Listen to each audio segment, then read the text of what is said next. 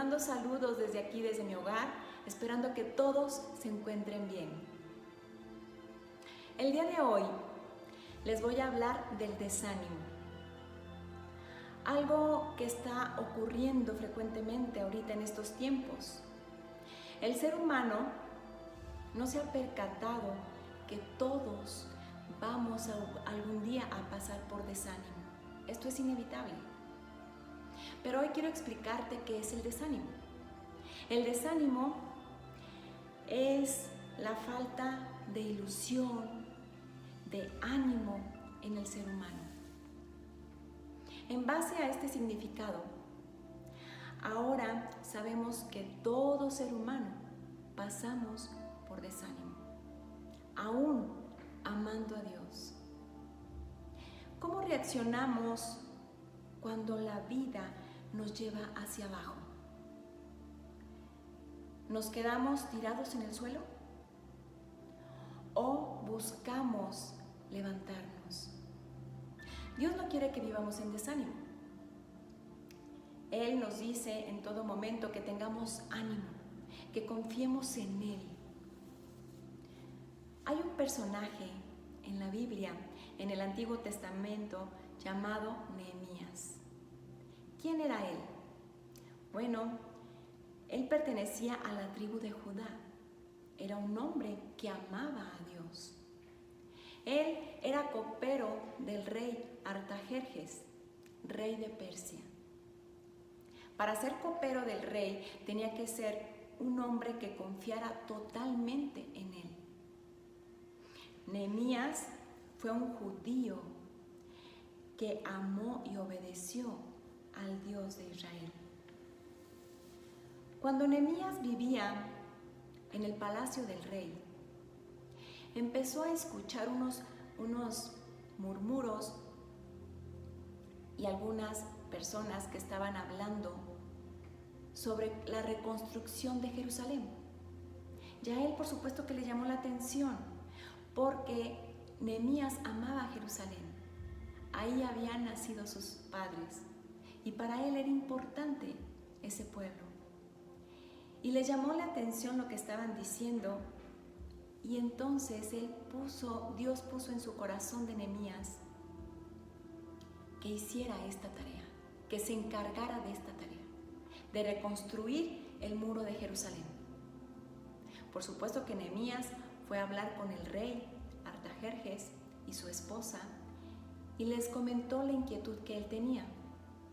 Ellos, por supuesto, que le dejaron ir a Jerusalén, a esta reconstrucción. En la palabra de Dios dice que Nehemías, junto con otros judíos, en la noche, fueron a recorrer este muro para ver qué es lo que necesitaban en cuanto a materiales y cuánto se iba a llevar para la reconstrucción de este muro, pues ya lo habían intentado reconstruir y habían fallado.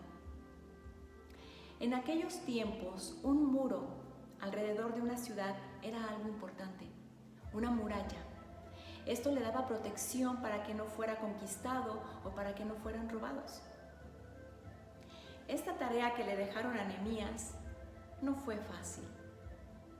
Y aquí, en el libro de Nehemías, les voy a platicar cómo este pueblo tuvo desánimo y cómo también Nehemías vivió desánimo. Muchas veces el ser humano vive en desánimo cuando tenemos una enfermedad. Vivimos en desánimo cuando perdemos a un ser querido. Vivimos en desánimo cuando perdemos cosas materiales. Vivimos en desánimo cuando nuestros amigos nos dan la espalda. Vivimos en desánimo cuando nuestros sueños fracasan. ¿Qué más puede traer desánimo a nuestra vida?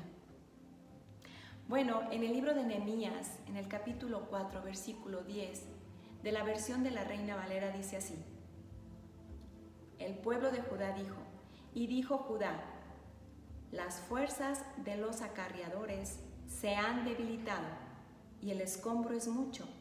y no podemos edificar el muro. En otras palabras, aquí los judíos estaban trabajando mucho y estaban ya agotados, estaban exhaustos, física, mentalmente y emocionalmente. A veces cometemos el error como seres humanos pensar que el desánimo nada más es parte espiritual, porque a lo mejor no estamos agradando a Dios o porque verdaderamente no estamos entregados a Dios. Pero muchas veces no. El desánimo puede llegar por un cansancio físico. ¿Y qué necesitamos? Necesitamos descanso. Necesitamos renovarnos. ¿Qué tenemos que hacer en este caso? Bueno, pues descansar. Ir a la cama un rato y tener un tiempo libre para nosotros. Y esto es lo que muchas veces nos trae desánimo. Precisamente de lo que les estoy hablando, del cansancio físico. Así como el pueblo judío, cuando Nehemías le estaba dirigiendo esta obra, habla en el capítulo 4, versículo 10, se los voy a repetir, pero ahora de la Nueva Versión Internacional, dice: entonces el pueblo de Judá comenzó a quejarse. Los trabajadores se estaban cansando y los escombros que quedaban por sacar son demasiados. Jamás podremos construir la muralla por nuestra cuenta. Aquí vemos cómo el pueblo judío estaba desgastado. No veían un avance en la reconstrucción y veían escombro y escombro y escombro, y esto les desanimaba muchísimo. Se cansaron físicamente y desanimaron a todos los demás. Cuando en nuestras vidas traemos desánimo, muchas veces sale la fe. Yo les quiero platicar sobre David. David en sus salmos nos habla mucho que vivió desánimo.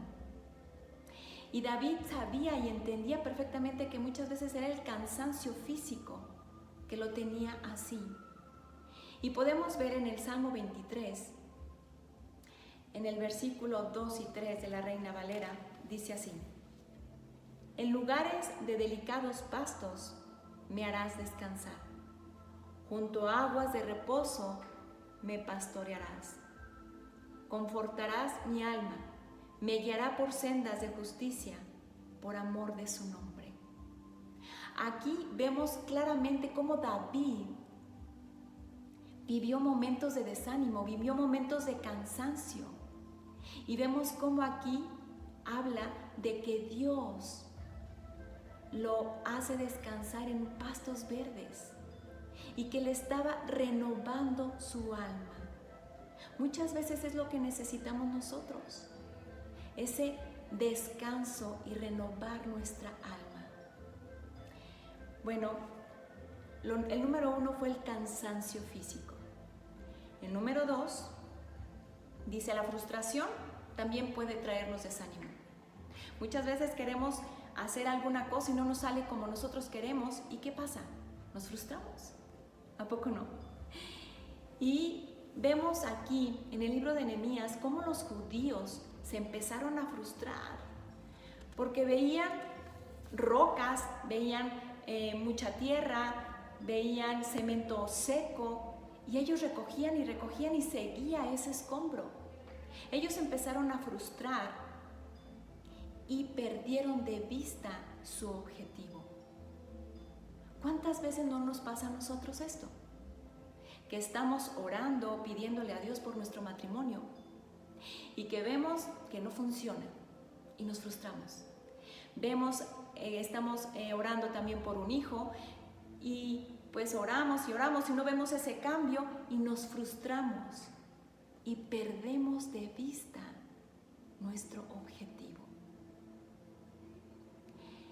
Número 3, el fracaso también puede traernos desánimo. A veces algo que queremos hacer no nos sale. Y en ese momento ya empezamos a decirnos, no voy a poder, es imposible, no lo voy a lograr. Y aquí yo te quiero preguntar, ¿en quién estamos confiando? Muchas veces nos sentimos fracasados porque no logramos acabar lo que estamos empezando. Y fíjate lo que te voy a decir hoy. Los ganadores ven el fracaso como un contratiempo pasajero. En cambio, los perdedores lo consideran como un estado permanente. ¿Te das cuenta? Pregúntate hoy, ¿eres un ganador o eres un perdedor? Número 4. El temor también nos trae desánimo. ¿Cuántas veces tememos a las críticas? Queremos realizar algo, pero no lo hacemos porque tememos a que nos critiquen o nos digan algo. Y empieza a haber en nuestra vida temor. Y esto paraliza y nos da desánimo y no podemos hacer las cosas que queremos hacer. Y aquí yo te quiero preguntar, ¿en quién confías? ¿Confías en lo que tú misma te estás diciendo o pensando? ¿Confías en los demás o confías en Dios? Hoy quiero compartir contigo unos consejos para vencer el desánimo en tu vida. Número 1, quiero que te observes.